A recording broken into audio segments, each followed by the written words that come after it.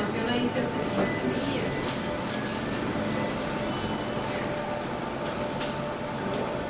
Bueno, dime cuando quieran empezar.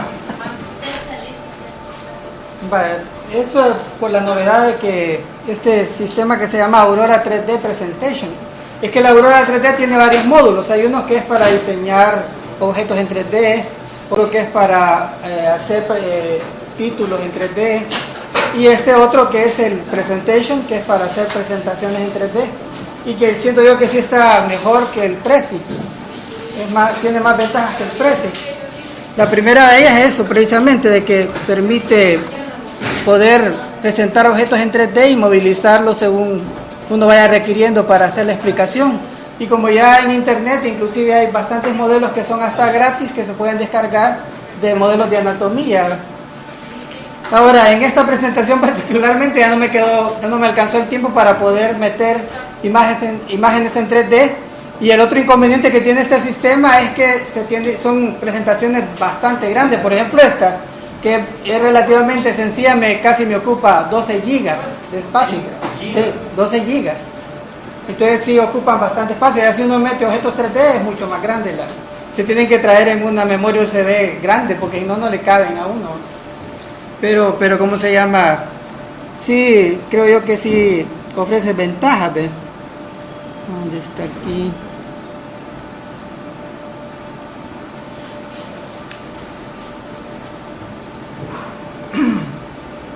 Bueno, entonces en esta ocasión vamos a revisar un poquito los aspectos que yo considero más importantes de la anatomía en mi abdomen superior.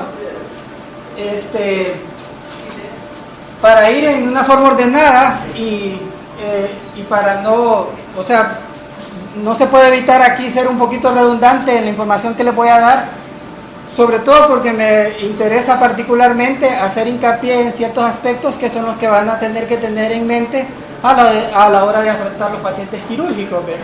Así que si hay un poquito de redundancia o las ideas son un poquito repetitivas a lo largo de la presentación, les pido las disculpas del caso, pero es porque para poder dejar clara la anatomía del hemiabdomen superior, pues necesitamos, como les digo, usar varios esquemas y tratar de explicar varias veces lo mismo, quizás a veces. Entonces, empezando en orden, lo primero que tenemos que considerar en el hemiabdomen superior, pues es obviamente el diafragma. El diafragma, acordémonos, aspectos importantes que tenemos que tener en mente, que en la expiración forzada, el diafragma, sobre todo el diafragma izquierdo, puede subir tan arriba como hasta el cuarto espacio intercostal. Entonces acuérdense de esto porque cuando tengan un paciente que venga con una lesión por arma de fuego o una herida cortopunzante a ese nivel, esa es una lesión tóraco-abdominal hasta que no se demuestre lo contrario. Y es que el problema es que a veces esos pacientes no nos dan mucha sintomatología. Ustedes pueden inclusive venir y poner el tubo de tórax y aparentemente resolver el problema porque parecía una herida torácica normal, digamos. Y es que el problema es que acuérdense que como la cavidad abdominal tiene presión positiva y el tórax tiene presión negativa, una lesioncita, por pequeña que sea en el hemidiafragma, tiene un efecto, se suman las dos presiones y entonces una pequeña lesión se puede ir desgarrando y haciéndose bien amplia y después presentar al paciente complicaciones. Aquí, por ejemplo, tuvimos un caso de que lo entregaron, y por cierto fue a mí, me lo entregaron en un turno, un paciente con una herida tóraco-abdominal a ese nivel, cuarto espacio intercostal. Le hicieron lavado peritoneal inclusive, o sea que fue bien manejado, pues no hubo un error por parte del colega que lo recibió durante el turno. Le hizo un lavado peritoneal y aparentemente el lavado fue negativo. ¿Por qué? Porque toda esa presión positiva en el abdomen y negativa en el tórax hacía que cualquier sangrado se fuera hacia el hemitórax.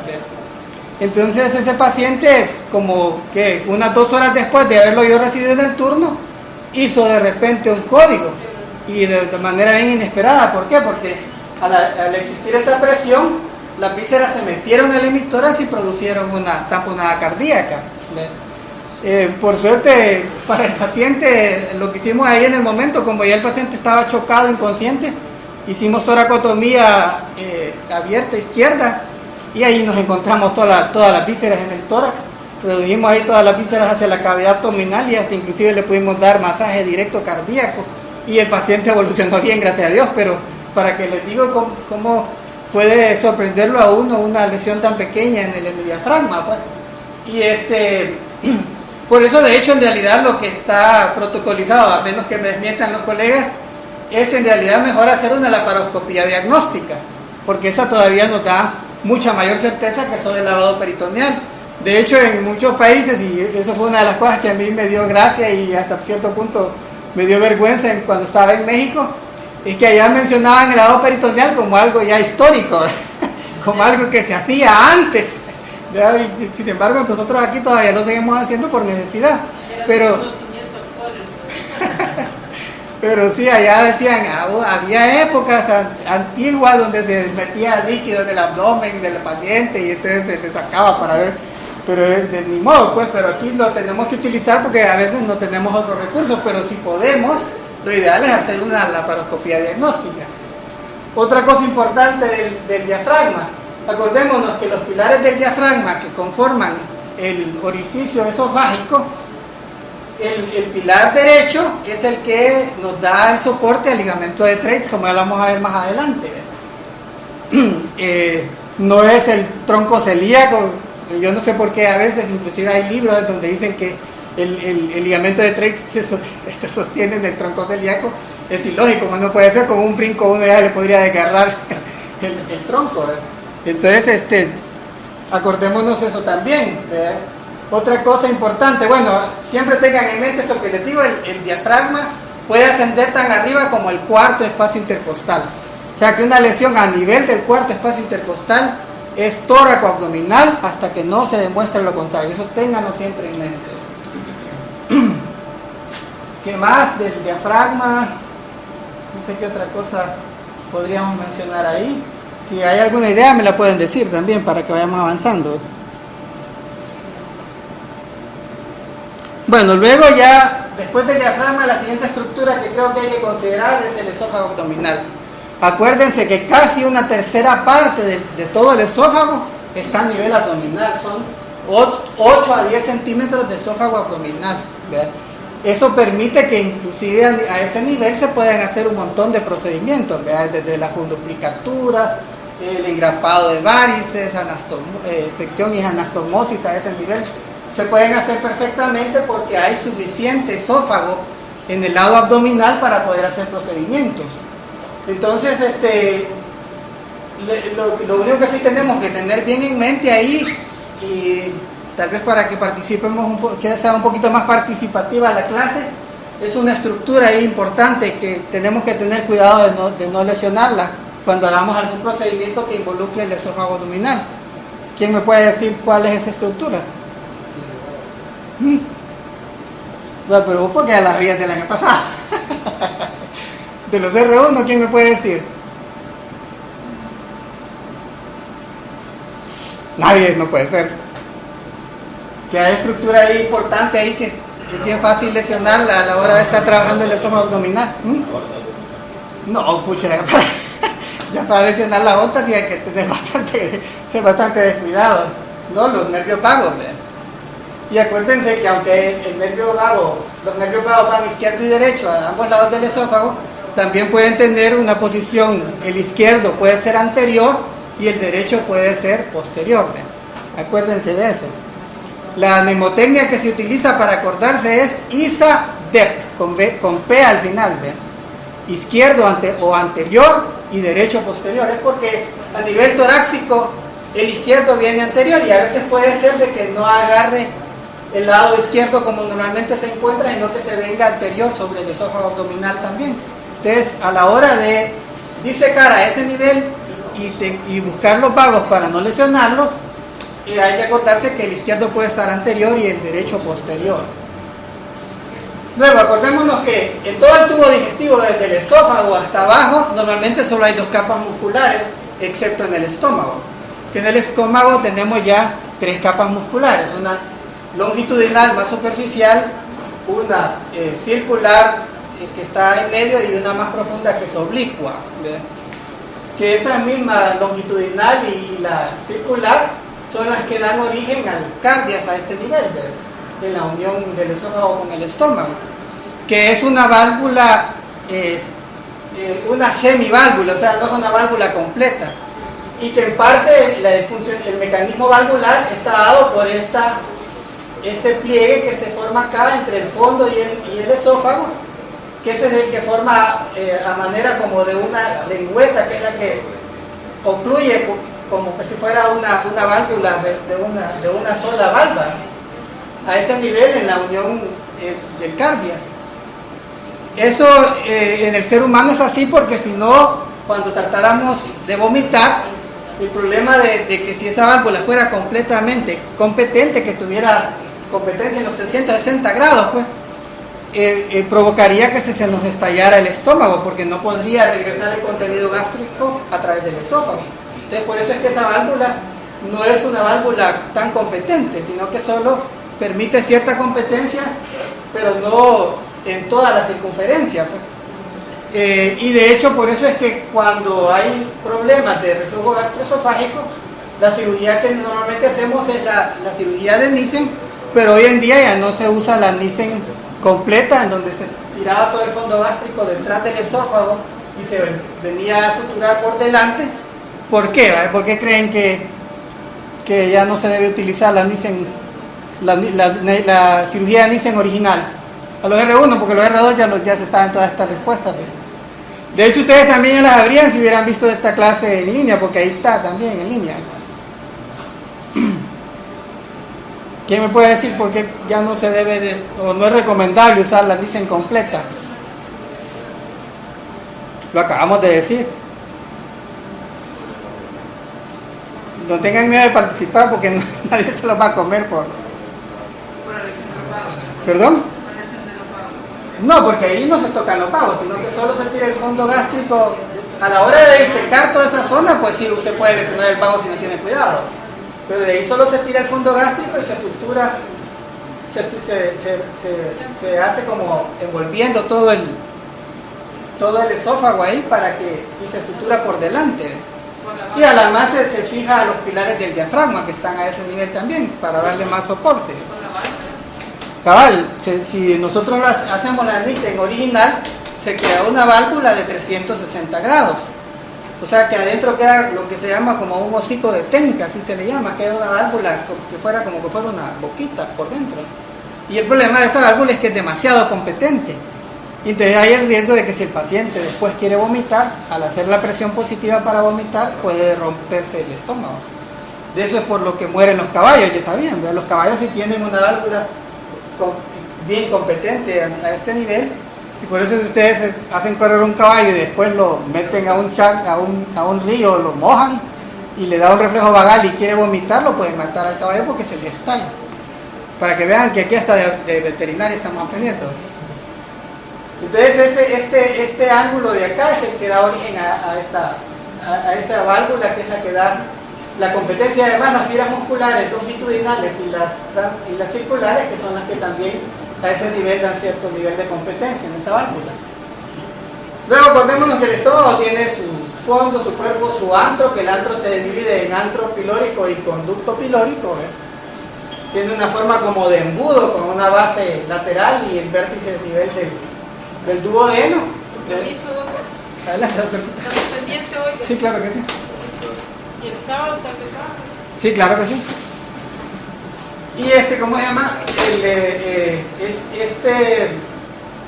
Este ángulo que se forma entre el cuerpo y el antro, que es lo que se conoce como incisuras angulares, antes se tomaba como punto de referencia para decidir si un tumor estaba por debajo de esa incisura, se hacía solo hemigastrectomía, ¿verdad?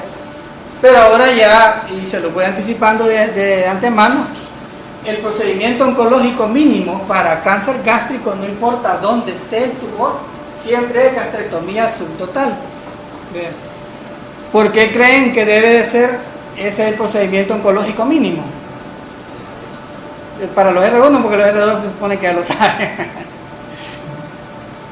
Si los R2 tienen que hacer, pueden salir, por mí no hay problema, no tengan pena.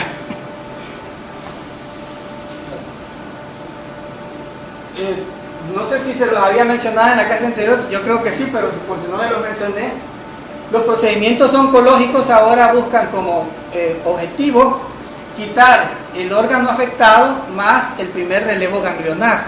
O sea, siempre que ustedes operan por un cáncer, el propósito va a ser tratar de quitar el órgano donde está el tumor con márgenes adecuados y además llevarse en un solo bloque todos los ganglios del primer relevo ganglionar, que eso va a variar para cada diferente tipo de cáncer, ¿verdad? Entonces, en el caso del cáncer gástrico, el primer relevo ganglionar son los ganglios perigástricos.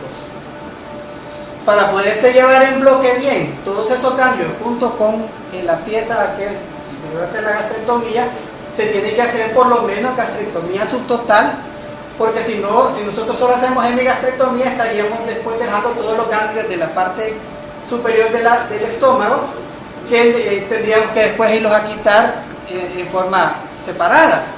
El problema de quitarlos así es que se está rompiendo el trayecto linfático entre el tumor y los ganglios, y ese trayecto puede estar lleno de células tumorales. Entonces, si nosotros hacemos eso de quitar el tumor y después quitar los ganglios, estamos cortando esos trayectos y entonces estamos permitiendo que caigan hacia la cavidad abdominal células en tránsito, células tumorales en tránsito. Por eso es que ahora casi todos los procedimientos, excepto que por alguna razón sea imposible hacerlo así, ¿verdad?, siempre se trata de quitar el tumor primario con su primer relevo ganglionar. Entonces, por eso, para cáncer gástrico, para poder hacer eso, se necesita hacer gastrectomía subtotal. De lo contrario, no se podría.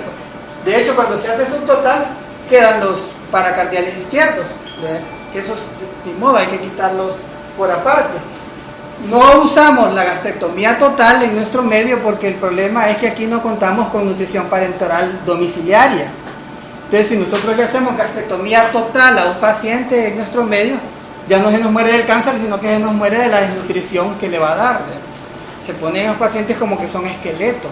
Entonces, por eso en nuestro medio pues no se recomienda. Aunque si está protocolizado que si el tumor está arriba de las cisura angulares, se tendría que hacer en teoría gastrectomía total, ¿verdad? Pero aquí lo que hacemos es hacer gastrectomía subtotal, o sea, una gastrectomía casi total, ¿verdad? Pero no hacemos gastrectomía total porque no lo soportan los pacientes. ¿Qué pasó? Entonces, por eso es que siempre lo más recomendable, y con solo dejar aunque sea un pedacito del fondo, eso después se va estirando en nuestros pacientes y casi le forma un nuevo estómago. Es la gran ventaja. Por eso es que se hace gastrectomía subtotal también, ¿verdad? A veces, aunque se comprometan un poquito los márgenes, es mejor hacer la gastrectomía subtotal, pero dejar siempre un pedacito del fondo para que ese paciente pues después pueda formar un nuevo estómago, pues. Y aunque se pongan bien flacos, pero aún así hay más posibilidades de que puedan salir adelante, ¿verdad? Luego, ¿qué más? Acordémonos que, bueno, después viene el píloro, y a partir de ahí en adelante solo hay dos capas musculares. ¿Cuáles son los 6 elementos de la pared del intestino?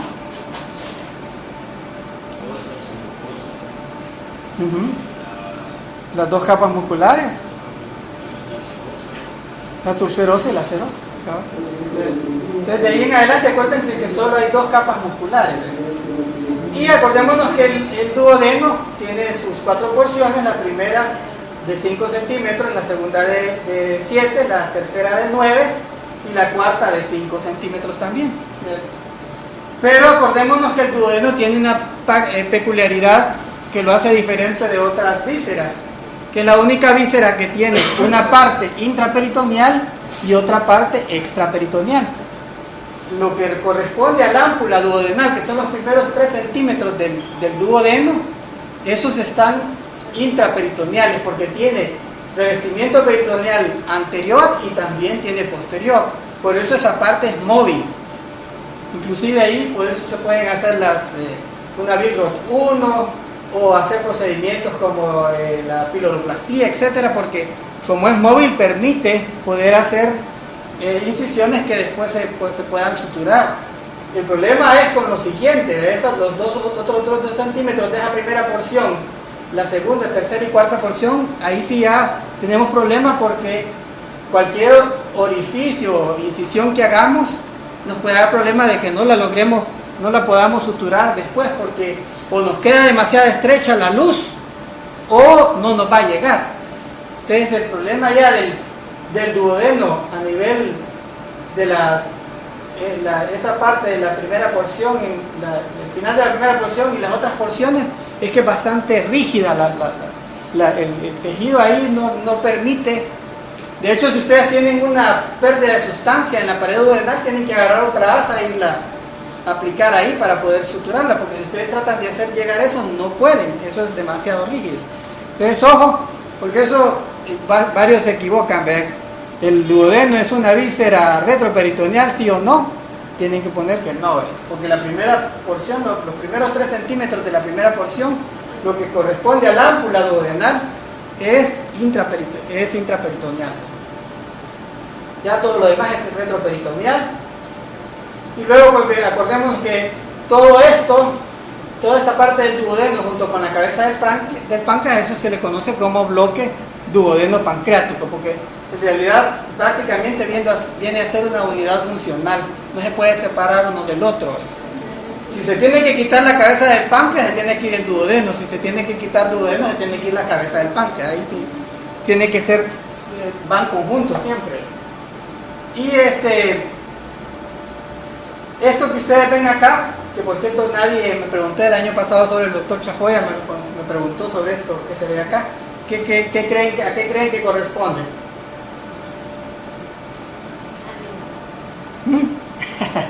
Los R2 ya saben que aquí no se vale. No saben a qué corresponde esto que se ve acá. Esto da el origen o donde se inserta pues el mesenterio. Ahí viene desde el borde izquierdo de L2 hasta la articulación sacroilíaca derecha. Eso es importante conocerlo porque a veces, en raras ocasiones, puede ser necesario desinsertar el mesenterio.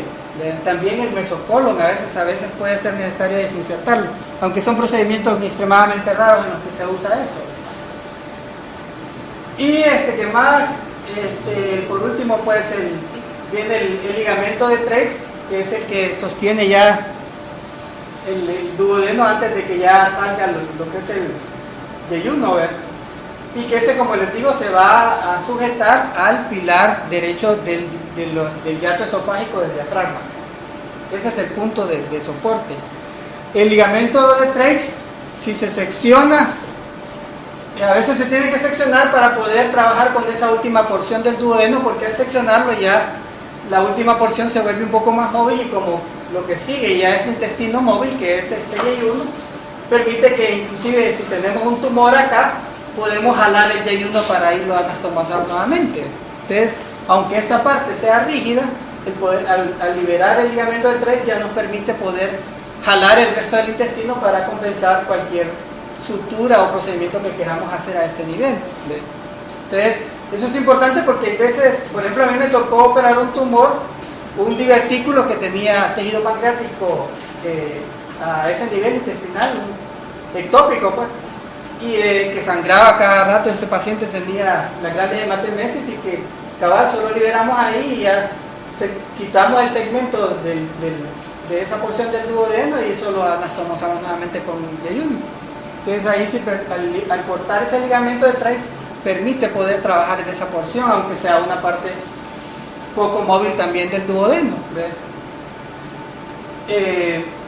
Y después de que hemos seccionado el ligamento de Treitz, ¿es necesario repararlo nuevamente o no? Traten de revisar, porque según que vea que me contesta más, yo les doy puntos adicionales para el examen.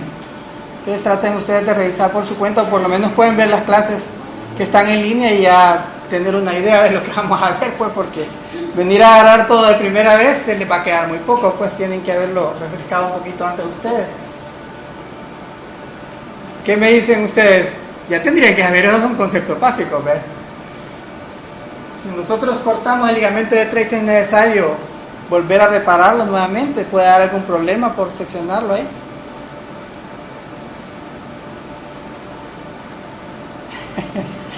No muchos, por favor. No da ningún problema, se puede dejar seccionado, eso no da, es un ligamento de soporte, pero no es indispensable, pues no da problema. Bueno, quiero ver qué más podemos sacar de acá. Bueno, sigamos con las otras. Ahí están todos los satélites del planeta. Tenemos inundado. Bueno, esto creo que ya lo que habíamos mencionado ya. Acordémonos eso, pues, que el estómago tiene 3 capas musculares.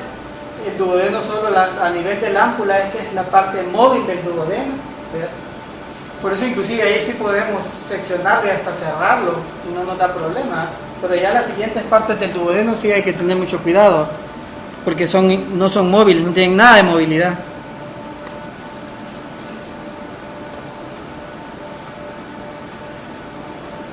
Acordémonos todos los tipos de células que hay en la mucosa gástrica, todo lo que es el cuerpo y el fondo gástrico, ahí hay casi todas las células, todos los tipos de células. A nivel del antro es que solo hay enteroendocrinas y a nivel del cardias es que solo hay mucosa, pero de ahí en el cuerpo y el fondo hay de todas las principales, de las oxínticas, enteroendocrinas, y también en todo el estómago hay células precursoras que pueden dar origen a cualquiera de esos tipos.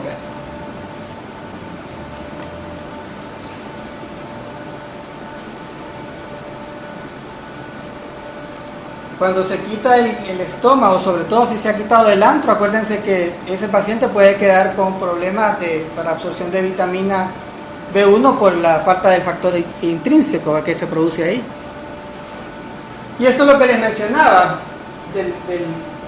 cómo es el mecanismo valvular del cardias. Es este pliegue que se forma acá entre el fondo y el esófago, lo que en realidad forma como a modo de una lengüeta, que es la que permite ocluir a ese nivel el esófago, pero no es una oclusión al 100%, pues, sino que permite que si la presión intraabdominal aumenta lo suficiente pueda salir contenido gástrico hacia afuera. Y de hecho la funduplicatura lo único que hace es hacer más aguda este ángulo, pues, porque jala todo el fondo del estómago y lo sutura hasta el borde lateral derecho. Se tira todo el fondo gástrico, se sutura hasta el borde lateral derecho, y también inclusive se fija a los pilares del diafragma para que quede más levantada ese fondo gástrico, pues, y quede más pronunciado este ángulo. Sí. Entonces el problema es que cuando se hacía completa, que se tiraba el fondo gástrico y se venía a suturar inclusive por delante del esófago, es que quedaba una válvula de 360 grados que podía provocar una ruptura del estómago en caso de querer vomitar.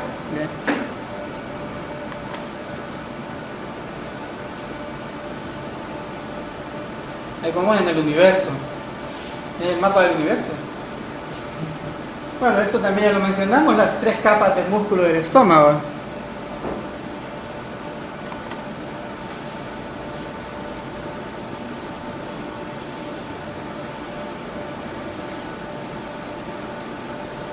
Luego acá, bueno, aquí a grandes rasgos, solo para que recordemos que todo lo que es estómago, su circulación depende de dos grandes arcadas, que las dos se originan del tronco celíaco. En cambio, ya del duodeno en adelante, todo lo que es el bloque duodeno-pancreático, ese ya depende tanto del tronco celíaco como de la mesentérica superior. Ahí los arcos anastomóticos que se forman son entre esos dos troncos principales, entre ramas de la hepática común y ramas del tronco de los vasos mesentéricos superiores. Y lo que es todo el estómago, todos sus arcos anastomóticos que lo irrigan dependen solamente del tronco celíaco. Eso es importante tenerlo en cuenta para no, a la hora de hacer las disecciones ahí de los aumentos.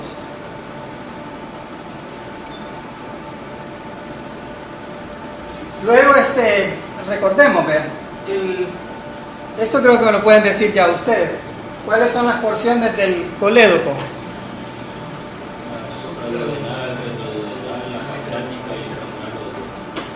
Y la intramural, ¿verdad?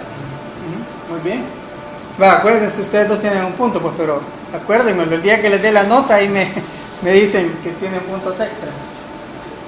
Va, entonces acuérdense, pues es supraduodenal, retroduodenal, intrapancreática y transmural. A nivel de la segunda porción del duodeno, en lo que sería el tercio medio aproximadamente, ahí podemos encontrar estas dos ampollas o orificios, ¿verdad? El ámpula de Vater y el ámpula de Santorini, ¿verdad? Acordámonos que en esta pues ya se unen tanto la vía biliar como la vía pancreática principal, ¿verdad? El Wilson, ¿verdad? Y que esta tiene esfínteres para cada una y además un esfínter común ya a nivel de la salida, el ámpula de Vater. Y el Santorini pues que está como a 1 centímetro más arriba, más proximal, ahí se encuentra el Santorini, la salida del Santorini. Luego también acordémonos que cuando se tiene que manipular esta zona, porque por ejemplo va a ser bastante común de que al hacer una colecistectomía puedan encontrar que hay cálculos o sospechen que hay cálculos que se han ido en la vía biliar y que pueden estar atorados en cualquiera de estos puntos, o inclusive hasta en la misma ámpula. Una maniobra que se emplea frecuentemente es la maniobra de Kocher, que ustedes solo hacen una incisión pequeña lateral al duodeno, una incisión pequeña, lo suficiente solo para que les entre un dedo, y luego con disección Roma van metiendo el dedo a manera de disecar detrás del bloque duodeno pancreático, para que puedan introducir 1 o hasta 2 dedos si quieren detrás del bloque duodeno pancreático, para que si ustedes pueden palpar tanto por delante como por detrás todo el trayecto de la vía biliar, sobre todo la parte intrapancreática y hasta el ámpula. Porque si se encuentra ahí un cálculo, ustedes con esa maniobra inclusive lo pueden ordeñar en forma retrógrada para irlo a sacar o por el cístico o por una incisión pequeña en el mismo colédoco. Entonces esa es una maniobra bien importante que la tienen que conocer porque la van a utilizar con frecuencia.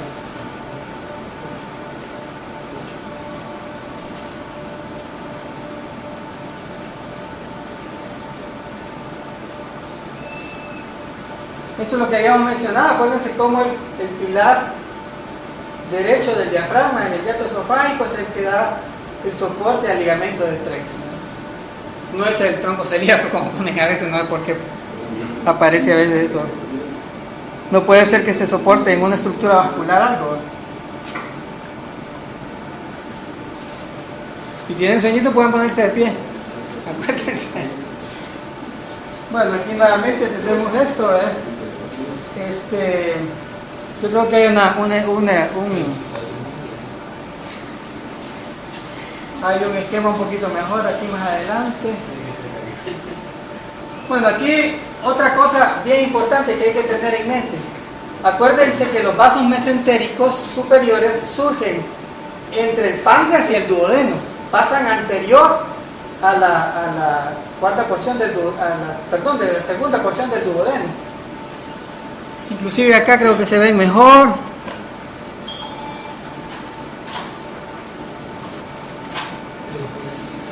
Aquí en este esquema se ve mejor.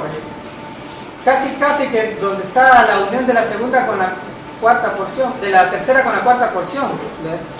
Ahí salen los vasos mesentéricos. Esta relación anatómica es bien importante. ¿Por qué? Porque el páncreas a este nivel forma como una lengüetilla o como un dedito que se mete detrás de los vasos mesentéricos. Eso se llama proceso uncinado, ¿ves? El problema de eso es que cada vez que ustedes tengan que entrar a esta zona para hacer una cirugía, el problema ahí es que hay una gran cantidad de venas tributarias de la mesentérica superior a nivel de este proceso uncinado, pero son quizás como unas 10 o 15 venitas, y cuando uno tiene que hacer cirugía a ese nivel, una de las cosas que más tiempo le absorbe al cirujano, aun cuando se tiene experiencia en esto, es ir ligando y seccionando y ligando cada una de esas venitas que están a nivel de este proceso uncinado. Entonces ahí, ¿cómo se llama? Se tiene que ir con una tremenda paciencia, porque si dejamos un vaso, se nos llega a desgarrar un vaso ahí, o peor aún, se nos llega a desgarrar la vena mesentérica superior, es un sangrado que no lo detiene, ¿ves? Acuérdense que los sangrados venosos son más trágicos que los arteriales. Los arteriales hay más chance de poderlos controlar, los venosos es bien difícil poderlos controlar. Entonces, por eso es que en la cirugía de Whipple, por ejemplo, una de las cosas que más tiempo absorben es despegar ese proceso uncinado de la vena mesentérica superior. Luego, entre el páncreas y el aspecto anterior de los vasos mesentéricos, ahí sí casi no hay nada de vasos tributarios. Inclusive uno puede, por disección Roma, meter el dedo por encima de los vasos mesentéricos y despegar todo el páncreas. Y de hecho ese es uno de los puntos de no retorno de la cirugía por cáncer de páncreas. Cuando un cáncer del páncreas queremos ver si es resecable, nosotros hacemos esa maniobra, se mete el dedo con disección Roma, y si logramos pasarlo hasta el otro lado, es que no están comprometidos los vasos mesentéricos superiores. Entonces eso permite poder ya continuar con la cirugía, porque quiere decir que sí se va a poder realizar. Ya ahí ya se puede seccionar el cuello del páncreas y continuar con la cirugía de Whipple. Acuérdense que ahora se usa la cirugía de Whipple modificada. Ya no se hace la cirugía Whipple estándar, porque esa tenía una mortalidad demasiado alta. ¿Verdad? En la Whipple modificada se preserva el píloro y ya no se anastomosa el páncreas con el intestino, sino que se deja excluido. ¿Por qué? Porque una de las causas de muerte más frecuentes de la cirugía de Whipple convencional era la dehiscencia de la anastomosis pancreático-yeyunal. Y el problema era porque como ahí quedaban saliendo enzimas pancreáticas y estaba el sangrado y todos los tejidos cruentos de la anastomosis que se había hecho, eso activaba las enzimas y era lo que hacía que se fuera la anastomosis pancreato-yeyunal. Entonces por eso lo que se hace ahora es que se secciona el páncreas distal, se deja excluido, o sea que ahí solo se hace una estructura especial que es en forma de cadena para dejar todos los ductos del páncreas sellados, cerrados, y con eso no pasa nada, porque como son enzimas que no están activadas, aunque se deje obstruido, cerrado ahí completamente el páncreas, no hay problema. A veces puede hacer una fístula el paciente, pero la fístula es más controlable que una dehiscencia pancreático-yeyunal, que es mortal. Es bien difícil poder sacar a un paciente de una dehiscencia pancreático-yeyunal. Si hay alguna duda pueden preguntarme, no hay problema. Acuérdense que es mejor quedar como tonto una sola vez y no quedarse ignorante toda la vida. Aquí, más que todo, para que veamos la relación con los riñones, como prácticamente el duodeno está casi por delante del riñón derecho, de las cápsulas suprarrenales, el vaso en relación con el riñón izquierdo, y como el páncreas prácticamente está tocando ambos riñones ahí, ¿ven?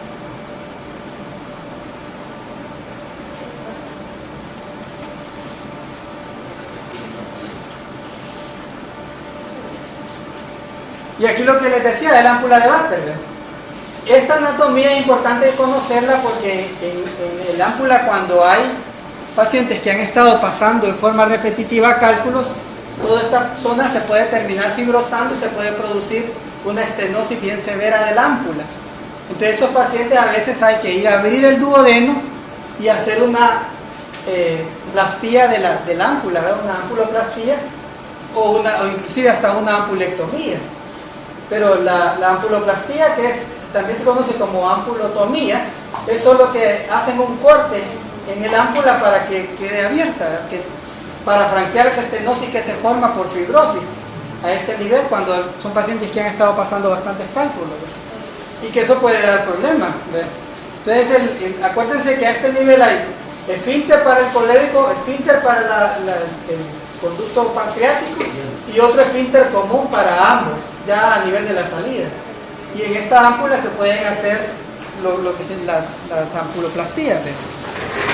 Ahora, cuando nosotros vamos a abrir duodeno, como les mencionaba que es una porción fija, las incisiones sobre duodeno desde la segunda porción en adelante, pues prácticamente se tienen que hacer siempre en forma oblicua, nunca se hacen ni longitudinales ni transversales. ¿Qué pasó? A nivel del ámpula, yo recuerdo que se tiene que hacer el corte en una zona específica. Sí, cabal, es que hay toda una técnica. Se tiene que pasar desde el cístico o del colédoco, que si hemos hecho una incisioncita en el colédoco, se pasa una sonda Nelaton, se saca a este nivel y después con un gran cuidado tiene que cortar la sonda Nelaton a lo largo. Y entonces ya con eso separa las dos partes de la sonda Netherton y eso le permite hacer el corte. Y de hecho lo ideal es ir haciendo el corte y además ir dando puntos para dejar siempre afrontadas la mucosa con la mucosa del interior del ámpula. Es una técnica, no es tan sencilla, es un poquito laboriosa. No es solo de ir a cortar, aunque por vía endoscópica lo hacen, ¿verdad? Pero casi siempre son cortes pequeños. Ya para hacer una ampuloplastía lo suficientemente amplia se tiene que hacer por vía transduodenal. Y como les decía, en duodeno, el corte de la pared duodenal en las porciones fijas del duodeno siempre tiene que ser oblicuo. Nunca se hace ni longitudinal ni transversal. Si lo hacen longitudinal, a la hora de volver a resuturar les va a quedar estenótico el duodeno. Les va a dar un problema serio. Y si lo hacen transversal, el problema es que como el duodeno no está rígido, no hay ningún movimiento, no les va a llegar después. Cuando ustedes traten de resuturarlo, se les va a desgarrar la pared. Y ya no se les va a hacer un huequito chiquito, sino que un más grande. No, gracias, ahorita no. Entonces acuérdense, en duodeno, cuando vayan a abrir duodeno, tiene que ser una incisión oblicua, no se hacen ni longitudinales ni transversales.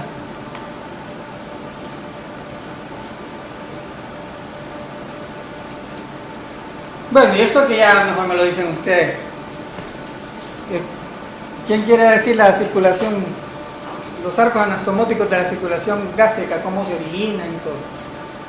El tronco celíaco se origina en tres, que son la hepática común, la esplénica y la gástrica derecha, la gástrica izquierda. Gástrica izquierda, La acá. gástrica izquierda. De la esplénica se origina la gástrica Gastropicloica. sí, de la gastropicloica izquierda y de la hepática derecha se origina la derecha. Sí, aunque es más bien de la gastroduodenal que viene de la gástrica, de la hepática común, ¿verdad?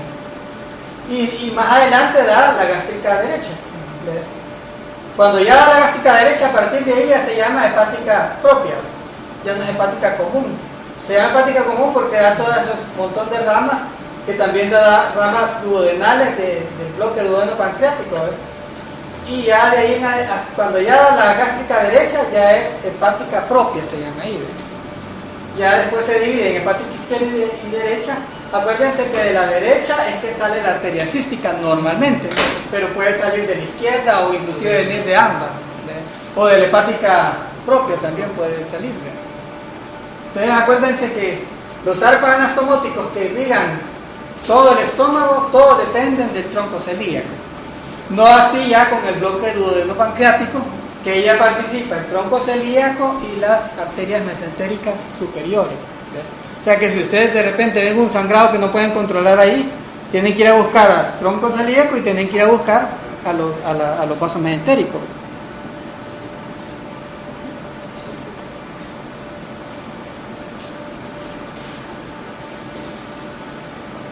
Y aquí están, ¿verdad?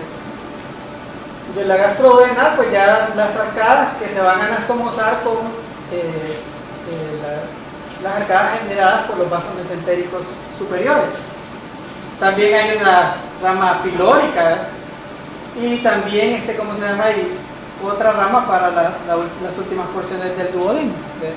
Que esas ya vienen de los vasos mesentéricos superiores.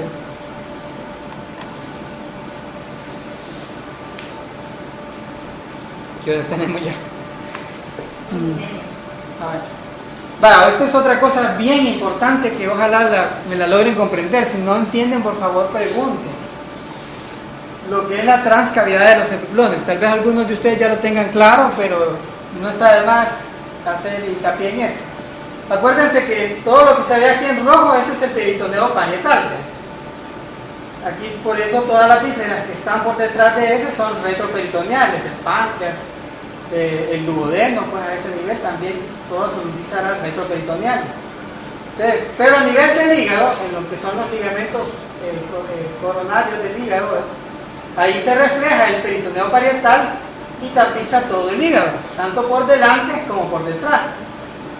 Se reúnen nuevamente y forman lo que es el aumento menor, ¿verdad? Acuérdense que hay aumento menor y aumento mayor. El aumento menor tiene dos partes, el ligamento hepatogástrico y el ligamento hepatoduodenal. el ligamento hepatoduodenal, como envuelve lo que es el ámpula del duodeno, ese sí tiene una cobertura de peritoneo anterior y posterior, rodea todos los vasos del hilio hepático y de ahí se va a rodear todo el ámpula duodenal. Y el ligamento hepatogástrico, ese sí solo tiene una sola capa primero, que se va por delante del estómago, se va después a formar y la capa posterior se va por detrás, y ambas se unen, forman el aumento mayor en su porción descendente, y luego estas se regresan y forman a modo de una bolsa. Por eso se le llama todo esto bolsa aumental, ¿verdad? O bolsa epiploica. Y luego bien, se regresan y también tapizan el colon por delante, el colon transverso por delante y por detrás, y luego dan origen al mesocolon transverso. Entonces, fíjense bien, pues esto es como las capas peritoneales del hígado se reúnen, forman el aumento menor, ya que tiene esas dos porciones, ligamento hepatoduodenal y hepatogástrico. Luego tapizan el estómago, se reúnen nuevamente por abajo de la curvatura del estómago, van hacia abajo y dan origen al epiplón mayor, de ahí se regresan y de ahí envuelven al colon transverso y dan origen al mesocolon transverso. Entonces, esa cavidad que queda entre el estómago y el páncreas, eso es lo que se conoce como transcavidad de los epiplones. Y esa transcavidad sí tienen que saberla dominar bien, porque casi todos los procedimientos que tengan que ver con páncreas, con riñones, con todo lo que es retroperitoneal, por ahí van a tener que entrar, ¿verdad? Entonces, no sé si queda claro, porque eso sí es bien importante que lo tengan bien claro, porque si no van a patalear a la hora de estar operando.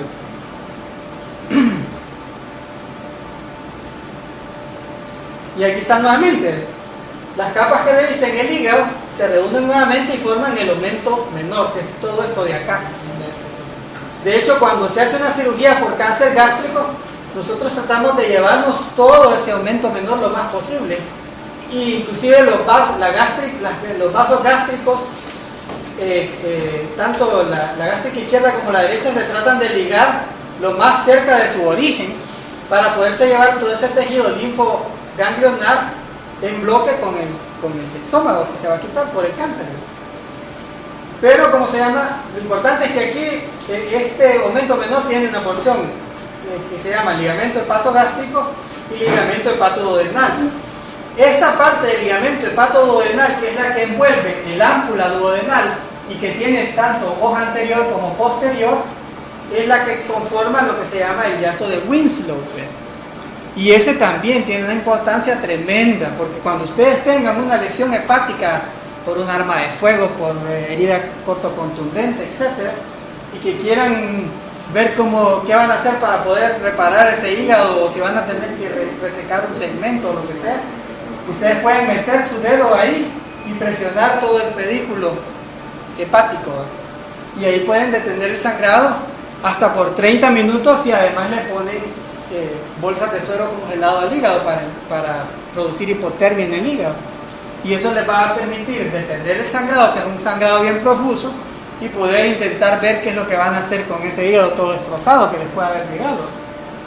De hecho, aquí está ya más gráfica lo que es la maniobra del Pringle, que es eso, únicamente introducir el dedo por el hiato de Winslow, detrás de todo ese ligamento hepatoduodenal, y ahí ustedes pueden presionar o hasta poner un chuchito, ¿verdad?, para poder detener el sangrado temporalmente mientras ustedes tratan de reparar una lesión hepática. Esa maniobra es bien importante.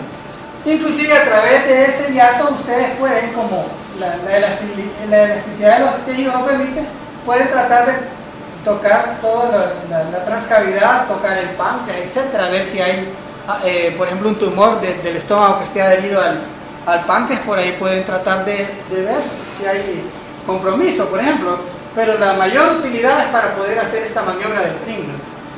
A veces cuando hay pancreatitis agudas, severas, que hay autodigestión por las enzimas pancreáticas de la cavidad abdominal, las enzimas que se están liberando del páncreas por ahí salen, por ese orificio, y ahí es donde invaden toda la cavidad abdominal y pueden seguir digiriendo todos los órganos de la cavidad abdominal, ¿verdad? Y por eso es que algunos utilizan ese orificio para colocar un dreno hacia esa cavidad, hacia la transcavidad. Aunque yo que personalmente no lo aconsejaría, porque nunca es bueno dejar una estructura rígida en contacto con vasos, ¿verdad? Porque los puede terminar erosionando y de repente ya no va a ser líquido lo que está, líquido peritoneal lo que está drenando, sino que es un chorro de sangre lo que le va a salir, ¿verdad? Porque se pueden erosionar los vasos del hilo hepático.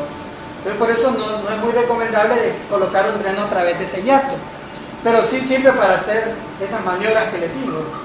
Sin embargo, la transcavidad sí la pueden abordar desde diversos puntos. ¿Cuál creen ustedes que sería el abordaje más lógico para entrar a la transcavidad? El punto por donde entrarían en la transcavidad si tuvieran que explorarla ya y hacer algún procedimiento a ese nivel. Lástima que aquí no me veo muy bien, pero estamos moviendo. El punto de abordaje más lógico es por debajo de la curvatura mayor del estómago. O sea, entre el estómago y el aumento y el colon. Por ahí es donde, obviamente, se van un poquito más distal a los vasos gastroepiploicos y entonces entran por ahí, levantan, abren, porque ese es ya después de los vasos gastroepiploicos ya hay poca vascularidad, les permite ya poder hacer una incisión amplia ahí, ya pueden levantar el estómago y entrar a toda la transcavidad y revisar páncreas y todas las estructuras que hay a ese nivel. Pero obviamente a la transcavidad tenemos 5 vías de acceso. A ver si alguien si han comprendido y me las pueden decir cuáles son las 5 vías de acceso. Ahí están inclusive gráficamente. Son 5 vías de acceso a la transcavidad. Del hígado y a través del aumento. Cabal, a través del aumento menor, perfecto. La que acabamos de mencionar.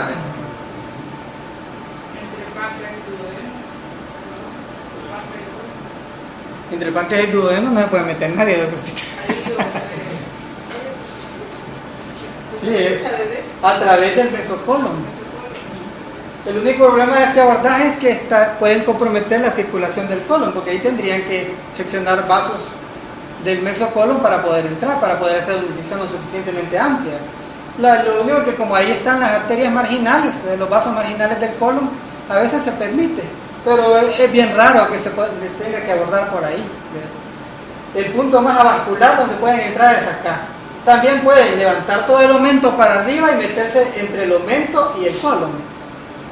Y también ahí entran a la transcavidad. O sea que, y además de estos 4 abordajes está el teatro de Winslow. Pero el teatro de Winslow permite como explorar a través de ahí, pero no van a cortar los vasos del hilo hepático para entrar. Pero de todos el abordaje más lógico y más fácil es por debajo de la curvatura mayor del estómago, evitando o sea, entrando más abajo de los vasos gastroepiploicos, para no comprometer la circulación del estómago. Entonces acuérdense, porque la pregunta de examen, ¿cuáles son las 5 vías de acceso de la transcavidad de los epiplones? En caso de que se ingrese a través de uno de los momentos, cuando finaliza la cirugía, eso sí es necesario repararlo. O es como el ligamento de Page que simplemente se deja. Sí, es mejor repararlo porque siempre que tú dejas un hueco, ahí se puede meter una asa y se puede herniar. Sí, ahí sí es mejor repararlo. ¿Ya? Ahora, acuérdense también que cuando, por ejemplo, tenemos una pancreatitis hemorrágica severa, que se le dejan drenajes y la paciente va de mal en peor, ¿ve? La otra cosa que se puede hacer es lo que se llama marsupialización abdominal, ¿ve? Se abre acá y todo el borde inferior del estómago se sutura la herida y también todo digamos la parte del epiplón que quedó abierta acá se sutura hacia la herida, entonces queda la herida, digamos, conectada hacia la transcavidad de los epiplones. Es lo que se llama marsupialización gástrica. Se deja toda la transcavidad abocada hacia la herida operatoria. Esos pacientes se manejan con abdomen abierto y solo se les coloca bolsa de Bogotá para que cada 2 días uno quita la bolsa y lava ahí. retira todos los detritos que se han formado y es una manera bien efectiva de controlar una pancreatitis necrohemorrágica severa que está ahí soltando enzimas pancreáticas que todo lo están digiriendo en el paciente. Entonces, para evitar que esas enzimas sigan ahí destrozando todo el mismo paciente, se hace la marsupialización gástrica, que por cierto aquí la han abandonado bastante, pero sí era, claro, es una medida ya heroica, ¿verdad?, de rescate, pero funciona. Les digo porque a mí me tocó manejar unos pacientes así y evolucionaron bien. Pueden a veces quedar con un gran fistulón de enzimas pancreáticas que les tarda como 1 o 2 años en cerrar, pero viven y al final les cierra el fístula. Es que las fístulas de páncreas, como tienen enzimas digestivas, el problema es que cuesta que cierren, perduran un gran montón de tiempo porque las mismas enzimas mantienen el trayecto fistuloso, pero se puede hacer eso, la marsupialización gástrica.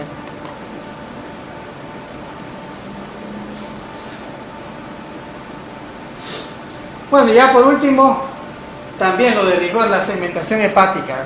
Acuérdense que en el hígado hay lo que es la tríada portal, ¿verdad? Y ¿cómo se llama? Y las venas suprahepáticas.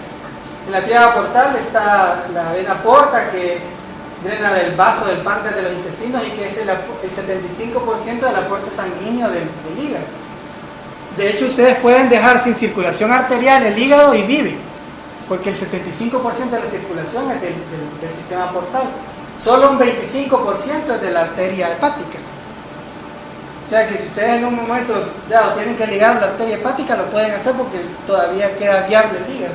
Y luego pues las venas suprahepáticas, que son las que dan el drenaje venoso.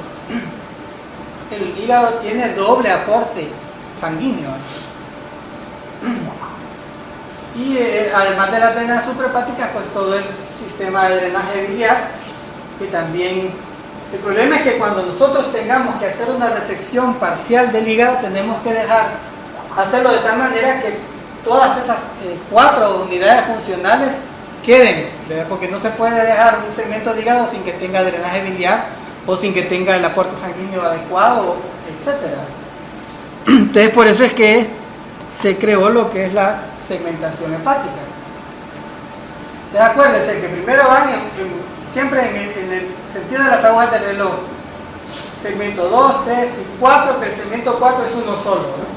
Se divide en 4A y 4B, pero generalmente se prefiere preservar, si se va a preservar hay que preservarlo completo.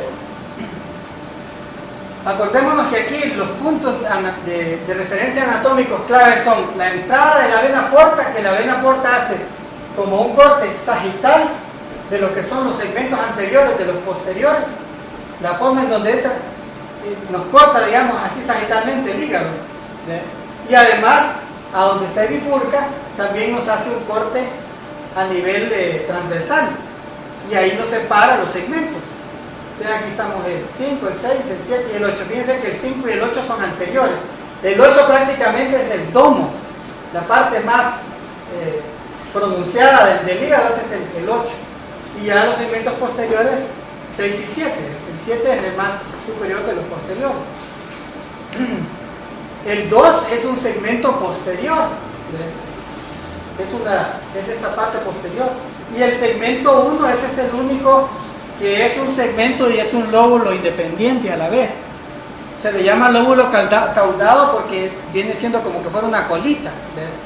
Se mete surge entre la porta y la vena cava y se mete por detrás de la cava. Ese hay que tener bastante cuidado a la hora de si se va a resecar, porque tiene un ligamento que pasa por detrás de la cava que hay que seccionarlo para poder quitar ese segmento. Aquí nuevamente, siempre segundo, acordémonos que para saber a dónde están los posteriores de los anteriores, nosotros tiramos un plano que va a acabar donde entra la porta. Esa nos divide el hígado en segmentos anteriores y posteriores, y además a donde se bifurca nos lo divide en superiores e inferiores. Ese es luego las venas suprahepáticas nos lo dividen en 3 partes, porque son 3 venas suprahepáticas principales. Ahí el otro punto de referencia que es importante es el lecho de la vesícula. El lecho de la vesícula nos separa Si nosotros tiramos una línea imaginaria desde ahí hasta la vena cava, ahí estamos separando que va el lóbulo derecho del lóbulo izquierdo. Entonces, esos son lecho de vesícula, vena cava, vena porta, venas suprahepáticas y la vena cava arriba del hígado. Esos son puntos que nos ayudan a podernos imaginar las líneas que tenemos que tirar para poder separar en segmentos. Acordémonos que el segmento 2 es posterior y el segmento 6 y 7 también son posteriores. El segmento 8 es anterior, pero está casi un poquito en la cúpula. Está agarrando más que todo la cúpula. El segmento 6 es el que está en contacto con el riñón. Ese es el punto de referencia. El que está en contacto con el riñón, ese es el segmento 6.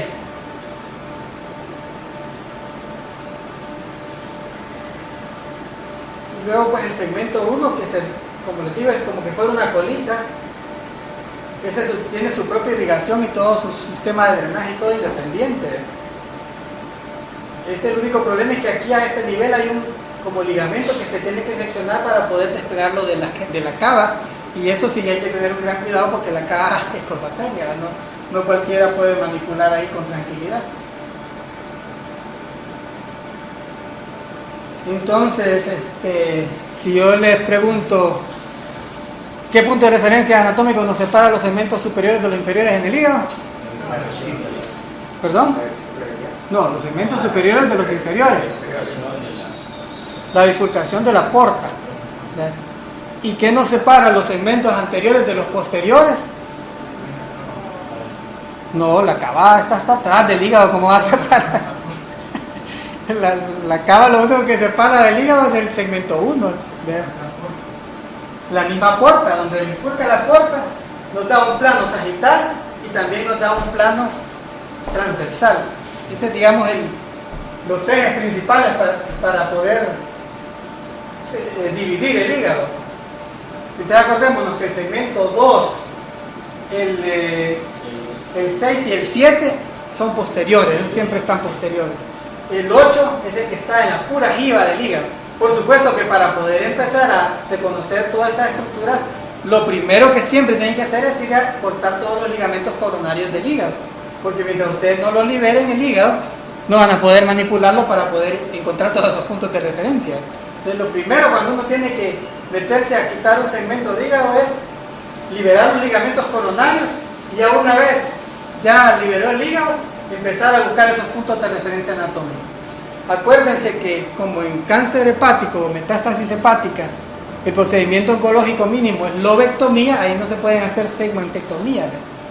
Lo mismo en cáncer de vía biliar o de vesícula, pero pues ahí ya está más discutible, pero en metástasis hepáticas o cáncer de hígado, el procedimiento oncológico mínimo es lobectomía. Ahí es más fácil porque solo nos vamos a cabal sobre el lecho de la vesícula, y de ahí donde está el fondo de la vesícula tiramos una línea imaginaria hacia la cava. Entonces ahí ya sabemos a dónde va la línea de corte para poder separar el lóbulo derecho del izquierdo, y ahí nos vamos a hacer la lobectomía correspondiente. Esto yo quería traérselos en 3D, pero no, ya no me quedó tiempo de poderlo traer, porque ahí lo hubiéramos podido manipular como quisiéramos. Y es que es importante ver la cara visceral del hígado, pues, pero no sé si hay alguna duda, ustedes me digan, pero lo que les decía, esta divide en forma transversal la vena porta, y además tira un plano sagital, que aquí no se ve, en esta figura no se ve muy bien. Tiene un plano sagital que separa los segmentos anteriores de los posteriores. Acuérdense que del lado izquierdo solo el 2 es posterior, del lado derecho el 6 y el 7. ¿Bien? El 8 tendría que en realidad abarcar un poquito más acá porque es cabal en el domo. ¿Bien? Y el 5 y el 4 están a ambos lados del lecho de la vesícula. Entre el lecho de la vesícula y la vena cava, ahí va esa separación que separa el segmento 4 del 5 y del 8. ¿Sí? No sé si ha quedado claro más o menos. Por supuesto, ya en un momento, en la práctica, pues usted le llega un paciente con una lesión estrellada del hígado, ahí liberan primero los ligamentos coronarios del hígado, y ya se ponen a tratar de buscar esas líneas de referencia para saber cómo van a hacer la resección. Porque en hígado no se trata de ir a cortar a lo loco, pues, porque si no pueden dejar un segmento que no quede funcional porque quede obstruida la vía biliar o que quede sin irrigación sanguínea, etcétera. Y nunca les van a agradecer de que después se le pudra un pedazo de hígado al paciente adentro. Entonces por eso se tiene que hacer más o menos siguiendo estos lineamientos. Y aquí aquí les traía como resumen para que ustedes lo puedan recordar de esos puntos de referencia anatómicos del hígado.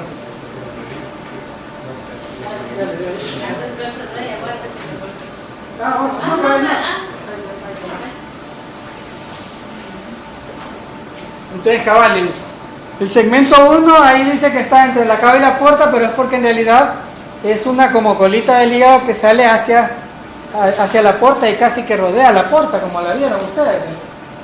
Ese es el único cuidado que hay que tener, es que tiene un ligamento por detrás de la vena cava, perdón, en la cava, en la que rodea, no la porta, se mete así por detrás de la cava y por eso se le llama lóbulo caudado, porque parece una cola también que se mete hacia atrás.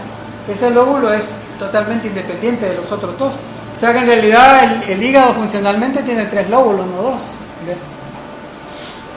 Pero ese, para ubicarlo rápidamente, es el que está entre la cava y la porta.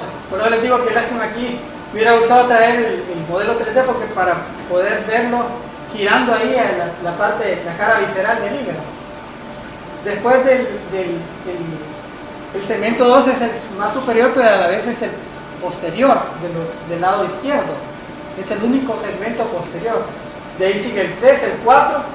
El 4 y el 5 están separados por el lecho de la vesícula. Cabal, el lecho de la vesícula es el que no. Dicho sea de paso, si ustedes van a hacer una lobectomía o una resección de alguno de esos segmentos, tienen que quitar la vesícula por fuerza para poder hacer la sección ahí. Luego el segmento 6 está cabal, es de los posteriores porque está tocando el riñón derecho, está en relación con el riñón derecho. El 7 también, ya siguiendo siempre en el sentido de las hojas de reloj, es el más posterior es el más superior de los posteriores del lado derecho. Y por último, ya en la propia jiba del hígado, ahí siempre van a tocar el segmento 8. Entonces está el hígado dividido por planos imaginarios, uno sagital que sigue las ramas de la porta y la entrada de la porta, uno transversal que también sigue las ramas de la porta, y de ahí 3 verticales que siguen las venas suprahepáticas, que ahí el punto de referencia más exacto es del fondo de la vesícula hacia la cava. Ahí va la línea imaginaria que divide los 2 lóbulos. Los otros 2 ya son un poquito más difíciles de ubicarlos porque hay que tener, si es posible, ver las venas suprahepáticas, pero a veces no se ven. Entonces uno tiene simplemente que imaginarse a partir de dónde sería lo posterior y a partir de dónde lo anterior, y ahí ya tira la línea imaginaria para poder separar los segmentos.